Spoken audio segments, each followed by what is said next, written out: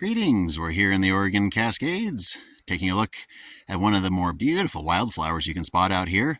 Among the many red ones like paintbrush or such things, we have crimson columbine. And it's very, very easy to spot with its very incredibly distinctive and gorgeous little red and yellow flowers. And of course, you can identify the 5 little tubes there at the very end.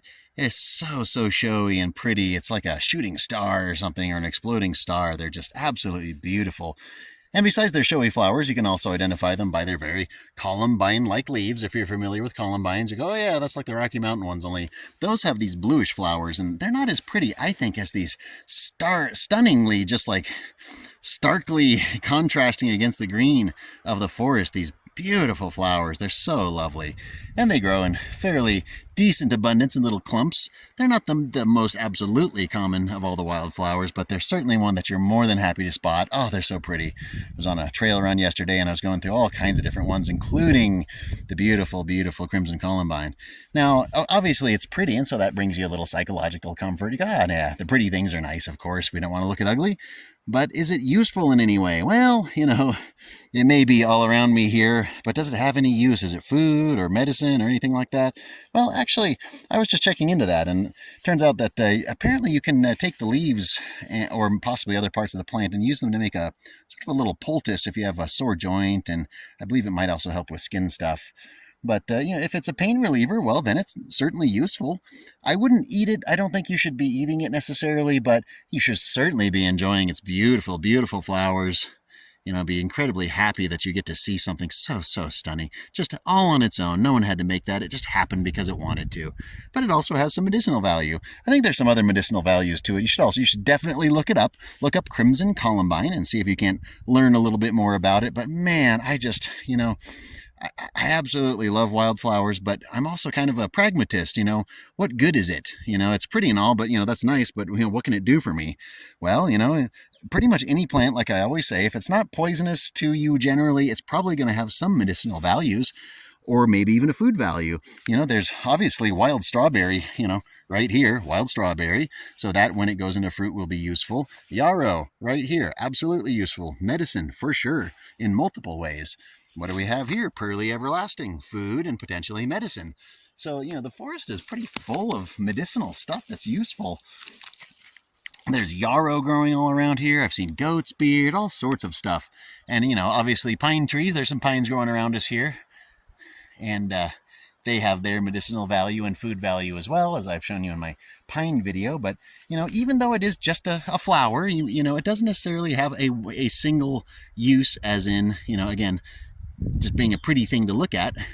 But when it has a medicinal value, I think that's absolutely really cool. Kind of reminds me of, like I was saying, with paintbrush. That is rich in selenium, so you can't eat it, but you could still use it medicinally. For example, a hair wash to replace your selenium sulfide, seborrheic dermatitis, if I'm getting the words right, shampoo to help with your itchy, flaky scalp. So this can actually help if your joints are kind of painful, like you get a little boo-boo in your knees. I actually noticed the back of my knee here is, for some reason, it's really sore there after my trail run. I did 10 and a half miles and about 900 feet of elevation gain.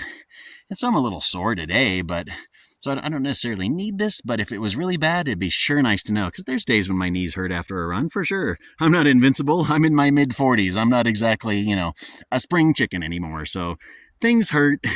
Vigorous exercise can leave you sore the next day for sure.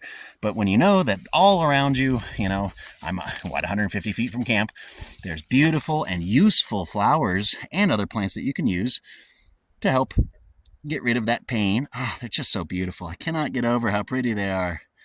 Lovely, lovely flowers. But don't overlook something just because it has a pretty flower and go, oh, it's pretty. It's only useful to our pollinators. Look at the size of that one. This one's almost as wide as my hand. Look at how big you can see how big that butterfly was. Wow, that was a nice big one. It's also potentially useful to you, So learn about all the different wildflowers and learn that there may also be medicinal uses. Focus, camera.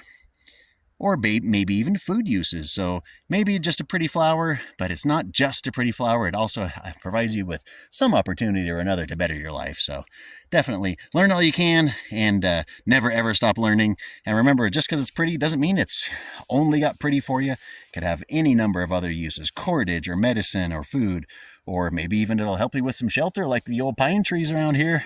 They definitely can help you with some shelter, get some branches and such, and insulation from the pine needles. Every plant has some use or another. So make sure you look into them and learn everything you can, because it may actually be something that you really do want to know.